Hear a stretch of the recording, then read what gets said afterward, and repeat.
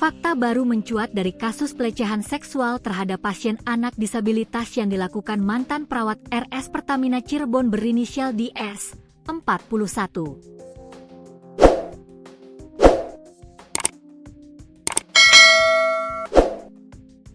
Polisi mengungkap bahwa DS ternyata bukan kali pertama berulah.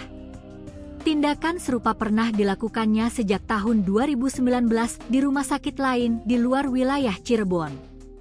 Kapolres Cirebon Kota, AKBP Eko Iskandar menyampaikan hal tersebut saat memimpin konferensi pers di Mapolres setempat, Sabtu, 17 Mei 2025. Ia menyebut, pelaku pernah terlibat dalam dugaan kasus serupa di sejumlah tempat berbeda sebelum aksi terakhirnya terungkap pada Desember 2024 lalu.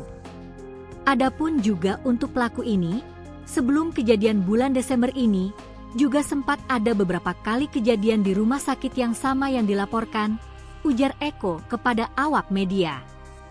Dari hasil pendalaman, diketahui DS sempat melakukan pelecehan pada Oktober 2024, 2 bulan sebelum kejadian yang dilaporkan oleh korban berinisial S, 16. Jadi hasil pendalaman kita, pernah terjadi permasalahan pelecehan juga ya bulan Oktober 2024, jadi selisih 2 bulan sebelum kejadian tanggal 21 Desember 2024 yang dilaporkan oleh korban yang sekarang.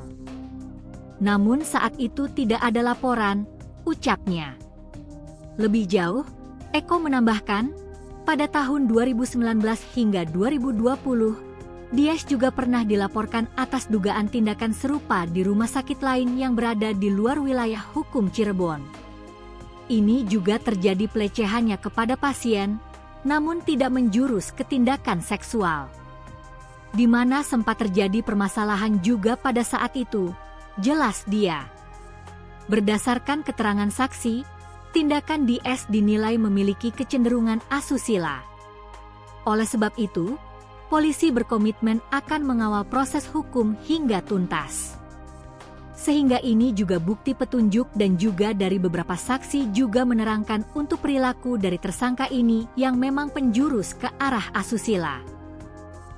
Jadi kita akan mengawal kasus ini sampai dengan pelimpahan ke kejaksaan, sampai dengan P21 akan kita kawal ya, karena kita sangat konsen terhadap hal ini.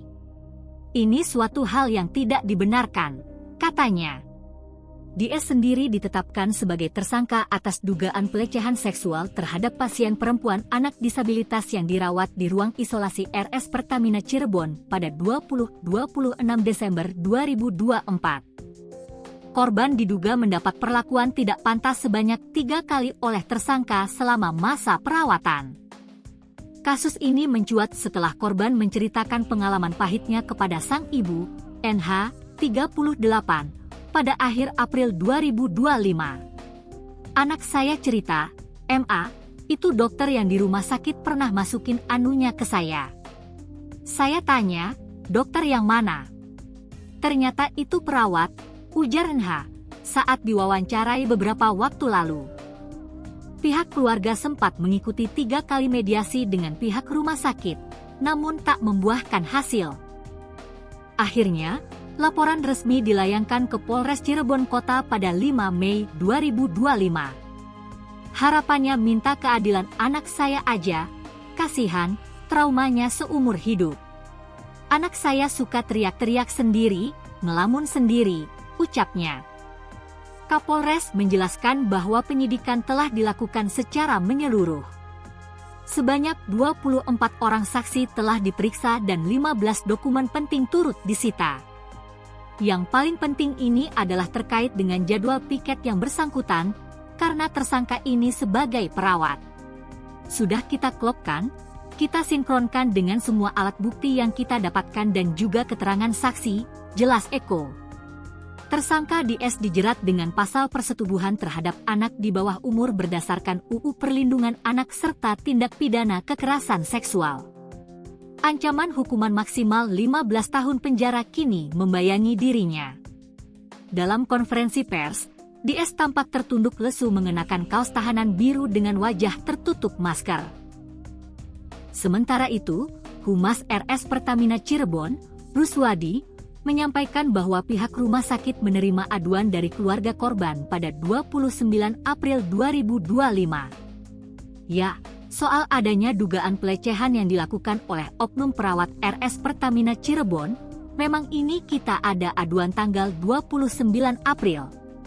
Di mana pada waktu itu ada tamu ke sini mengadukan, tapi kejadiannya bulan Desember 2024, ujar Ruswadi saat ditemui di ruangannya, Rabu, 14 Mei 2025. Ia menambahkan, kontrak kerja di S tidak diperpanjang sejak 30 April 2025 karena alasan kinerja dan bukan berkaitan langsung dengan kasus pelecehan.